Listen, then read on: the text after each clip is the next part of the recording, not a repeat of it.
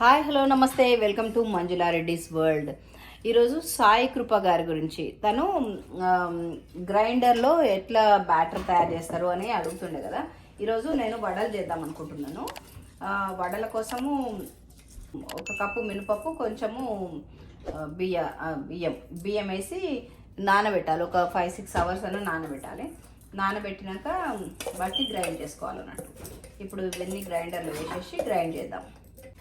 నేనైతే ఈ grinder use చేస్తా, ఏదైనా యూజ్ చేయొచ్చు యాక్చువల్గా. అన్ని గ్రైండర్లు బాగానే ఉంటాయండి మన ఇండియాలో. ఇందులో కొంచెం నీళ్ళు పోయేది ఎక్కువ. ఇది ఇక ఇట్లా అవుతుంది. దీన్ని ఏం చేయాలంటే పక్కలకు పడుతుంది కదా, ఈ కొంచెం కిందికి అని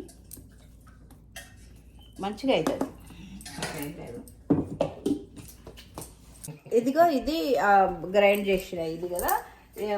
దీంట్లో అల్లము, పచ్చిమిరపకాయలు, ఉప్పు వేసి గ్రైండ్ చేసిన. ఇగో ఈ కన్సిస్టెన్సీలో వచ్చింది వడలకి.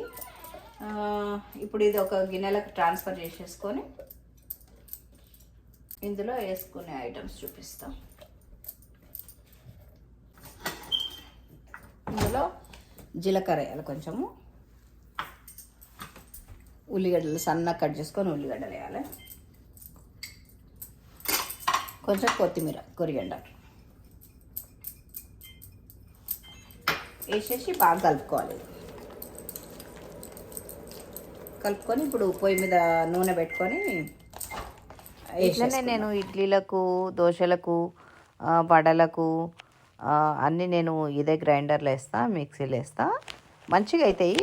ఇడ్లీలైనా మంచిగా అవుతాయి. దోశలు కూడా చేసిన. దోశలకు లింక్ పెడతాను నేను, మీకు చూసే ఉంటారు మీరు నా వీడియో, కానీ నేను లింక్ ఇస్తా, మీరు చూడండి దోశలు కూడా ఎట్లా చేయాలి. ఓకేనా?